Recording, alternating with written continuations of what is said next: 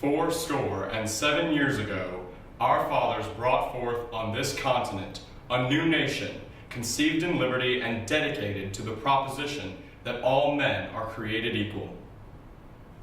Now we are engaged in a great civil war, testing whether that nation, or any nation so conceived and so dedicated, can long endure. We are met on a great battlefield of that war. We have come to dedicate a portion of that field as a final resting place for those who here gave their lives that that nation might live. It is altogether fitting and proper that we should do this.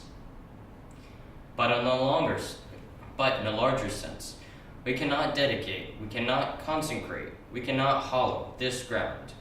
The brave men, living and dead, who struggled here, have consecrated it, far above our poor power to add or detract.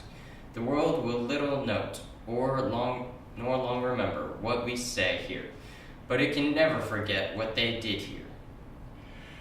It is for us, the living, rather to be dedicated here to the unfinished work which they who fought here have thus far so nobly advanced.